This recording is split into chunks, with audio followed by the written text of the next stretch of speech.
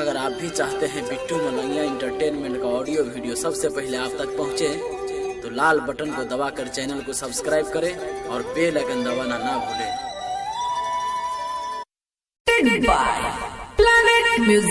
आइए तू 12 बजे अकेले घास काटे आयल छी।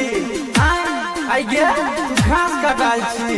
रुक तोरा क्यों कहवा ना घरे की गे छोड़िए ये एगो चुमा देना गे देना एगो चुमा गे घरे ना कहबो एगो चुमा देना एगो चुमा दे।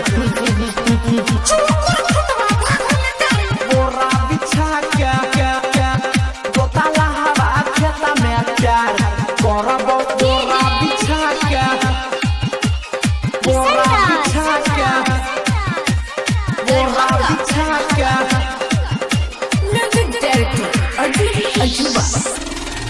सुना गे घास कटन छौरी दो दे एगो चुमा आना। बोरा बिछा के सुना गे घास कटन छौरी दो दे ना चुमा आना। बोरा बिछा के गे छौरी बोरा बिछा के करबो जोताला हवा खेता में प्यार। गे छौरी बोरा बिछा के करबो जोताला हवा खेता में प्यार।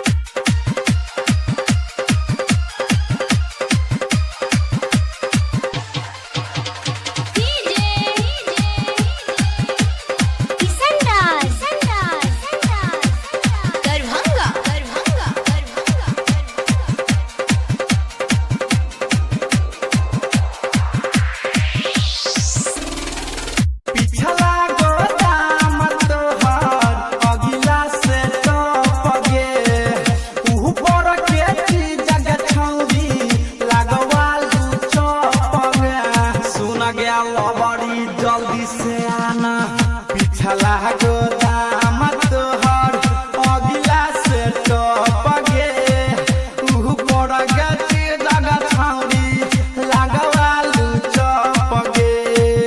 ओहे बिहान गे छौरी करबो इंतजार तोहर बोरा बिछा के गे तोहर बोरा बिछा के करबो जोताला हवा खेत में प्यार। गे छौरी बोरा बिछा के करबो करता हवा खेत में प्यार।